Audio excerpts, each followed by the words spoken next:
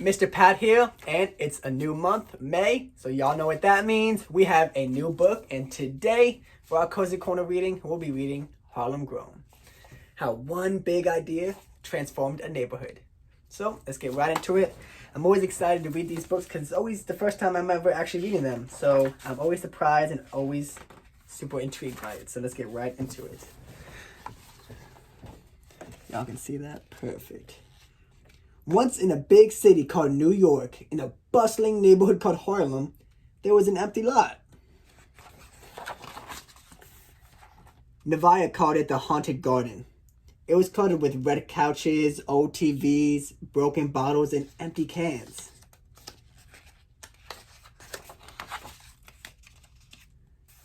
Once in a big city in a bustling neighborhood, there was Nevaeh's school. PS 175 it was called, and it sat across from the Haunted Garden. One day a man came to PS 175. Mr. Tony, they called him. When Mr. Tony saw those kids in that haunted garden, he had an idea.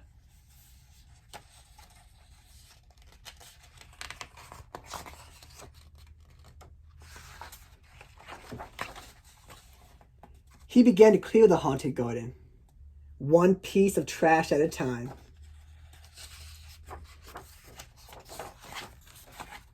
And soon, it was a clean slate.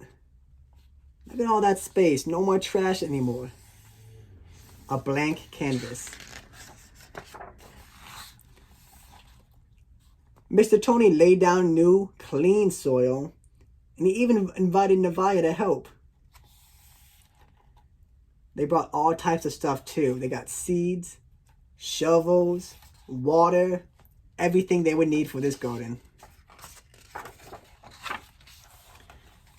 And when they were ready, Nevaeh started to plant. And this is how she started her seedlings. She first took it out the seed packet and planted each seed in some soil in a pot. Then she put some really good soil on top, added some water, and then let the sun do its job by giving it all the energy and light it needed. And then she dug holes in the ground. And into the holes she placed her seedlings, and then she carefully covered them with dirt. And you know what? Even her friends came too. 400 seedlings went into that ground, one for each kid. They had all different types of plants. As you see here, we have basil, mint, cilantro, rosemary. Then the kids watered and weeded, and their plants began to grow. And once when Nevaeh came to the lot after school, her plant was wilted and sad.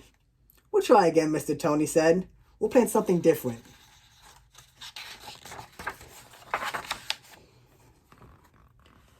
Wood, hammer, nails.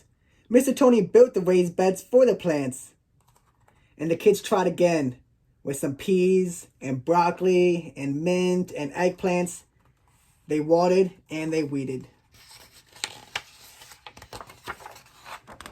And at last, tomatoes, cucumbers, peppers, blueberries, strawberries, collard greens, kale, basil, arugula. The garden was filled with all these fruits and veggies and herbs. Mr. Tony watched and helped and smiled. More kids came from the neighborhood. They tended to the plants which grew and grew. And up came more fruits and vegetables. The kids took their green beans and carrots and cucumbers home for their families for dinner.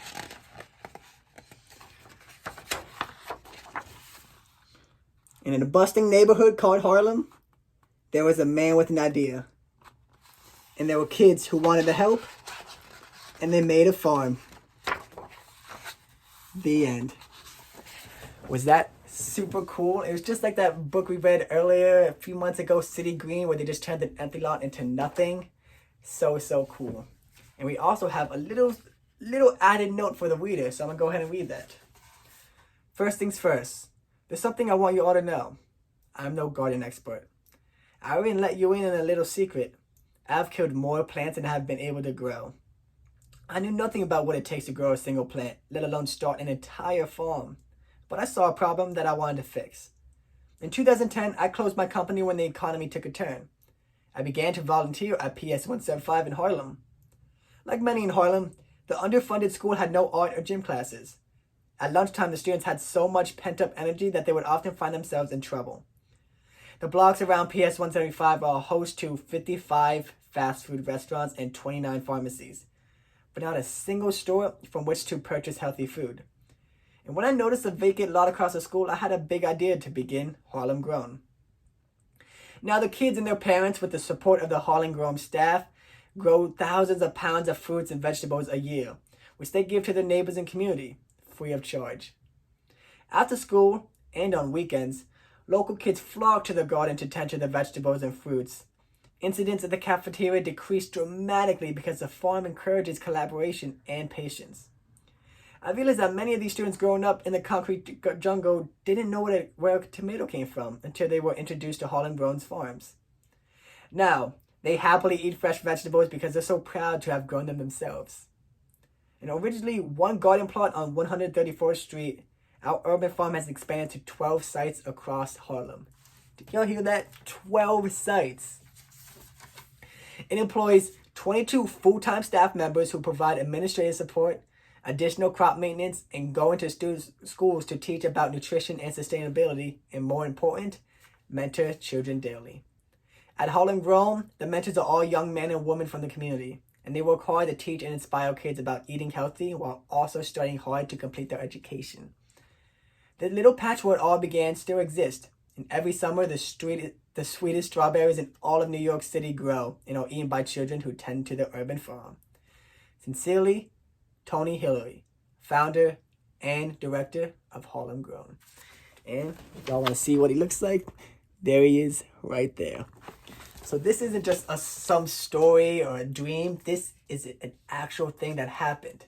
People always turn lawns into amazing farms and gardens for the communities, and y'all could do the same thing.